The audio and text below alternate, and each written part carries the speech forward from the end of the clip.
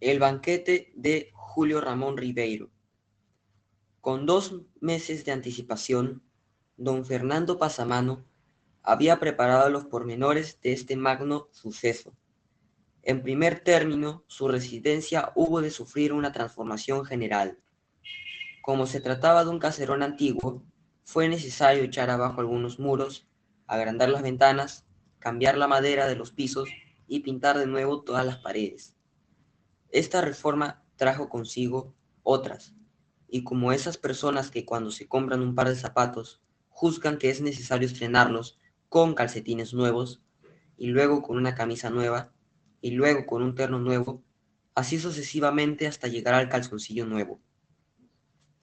Don Fernando se vio obligado a renovar todo, desde las consolas del salón hasta el último banco de la repostería. Luego vinieron las alfombras, las lámparas, las cortinas y los cuadros, para cubrir esas paredes que desde que estaban limpias parecían más grandes. Finalmente, como dentro del programa estaba previsto un concierto en el jardín, fue necesario construir un jardín.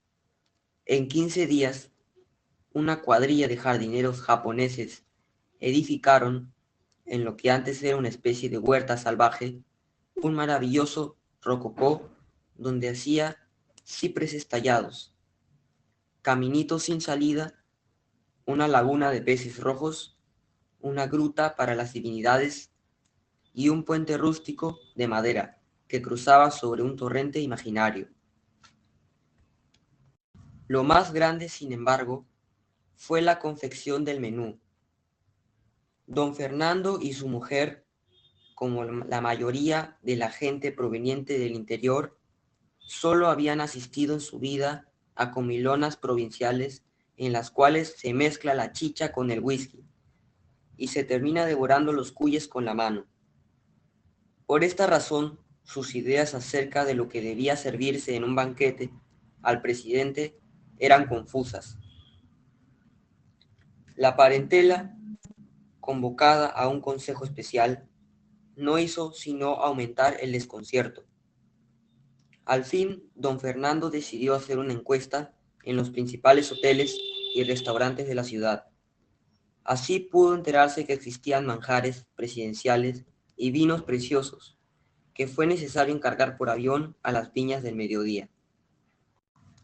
Cuando todos estos detalles quedaron ultimados, don Fernando constató con cierta angustia que en ese banquete, al cual asistirían 150 personas, 40 mozos de servicio, 2 orquestas, un cuerpo de ballet y un operador de cine, había invertido toda su fortuna, pero al fin de cuentas todo dispendio le parecía pequeño para los enormes beneficios que obtendría de esa recepción. Con una embajada en Europa y un ferrocarril a mis tierras de la montaña, rehacemos nuestra fortuna en menos de lo que canta un gallo, decía su mujer. Yo no pido más, soy un hombre modesto. Falta saber si el presidente vendrá, replicaba su mujer. En efecto, había omitido hasta el momento hacer efectiva su invitación. Le bastaba saber que era pariente del presidente, con uno de esos parentescos serranos tan vagos como indemostrables y que por lo general nunca se esclarecen por el temor de encontrar adulterino, para estar completamente seguro que aceptaría. Sin embargo, para mayor seguridad, aprovechó su primera visita al palacio para conducir al presidente a un rincón y comunicarle humildemente su proyecto. Encantado, le contestó el presidente. Me parece una magnífica idea, pero por el momento me encuentro muy ocupado. Le confirmaré por escrito mi aceptación. Don Fernando se puso a esperar la confirmación. Para combatir su impaciencia ordenó algunas reformas complementarias que le dieron a su mansión un aspecto de un palacio afectado para alguna solemne mascarada. Su última idea fue ordenar la ejecución de un retrato del presidente, que un pintor copió de una fotografía y que él hizo colocar en la parte más visible de su salón. Al cabo de 4 semanas, la confirmación llegó. Don Fernando, quien empezaba a inquietarse por la tardanza, tuvo la más grande alegría de su vida. Aquel fue un día de fiesta. Salió con su mujer al balcón para contemplar su jardín iluminado y cerrar con un sueño bucólico esa memorable jornada. El paisaje, sin embargo, parecía haber perdido sus propiedades sensibles, pues dondequiera que pusiera los ojos, don Fernando se veía a sí mismo. Se veía en chaqué, en tarro, fumando puros, con una decoración de fondo donde, como en ciertos afiches turísticos, se confundían los monumentos de las 4 ciudades más importantes de Europa. Más lejos, en un ángulo de su quimera, veía un ferrocarril regresando de la floresta con sus vagones cargados de oro. Y por todo sitio, movediza y transparente, como una alegoría de la sensualidad, veía una figura femenina que tenía las piernas de un cocote, el sombrero de una marquesa, los ojos de una tahitiana y absolutamente nada de su mujer. El día del banquete. Los primeros en llegar fueron los soplones. Desde las 5 de la tarde estaban apostados en la esquina, esforzándose por guardar un incógnito que traicionaban sus sombreros. Sus modales exageradamente distraídos y sobre todo ese terrible aire de delincuencia que adquieren a menudo los investigadores, los agentes secretos y en general todos los que desempeñan oficios clandestinos. Luego fueron llegando los automóviles, de su interior descendían ministros, parlamentarios, diplomáticos, hombres de negocios, hombres inteligentes. Un portero les abría la verja, un ujier los anunciaba, un valet recibía sus prendas, y don Fernando, en medio del vestíbulo, les estrechaba la mano murmurando frases corteses y conmovidas.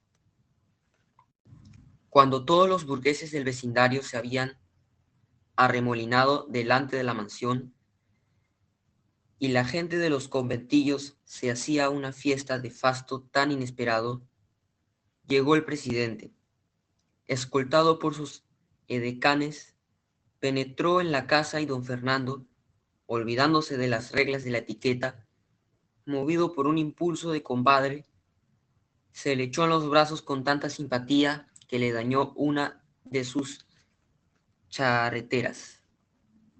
Repartidos por los salones, los pasillos, la terraza y el jardín, los invitados se bebieron discretamente entre chistes y epigramas los 40 cajones de whisky. Luego se acomodaron en las mesas que les estaban reservadas. La más grande, decorada con orquídeas, fue ocupada por el presidente y los hombres ejemplares. Y se comenzó a comer y a charlar ruidosamente mientras la orquesta, en un ángulo del salón, trataba de imponer inútilmente un aire vienés. A mitad del banquete, cuando los vinos blancos del Rin habían sido honrados y los vinos tintos del Mediterráneo comenzaban a llenar las copas, se inició la ronda de discursos.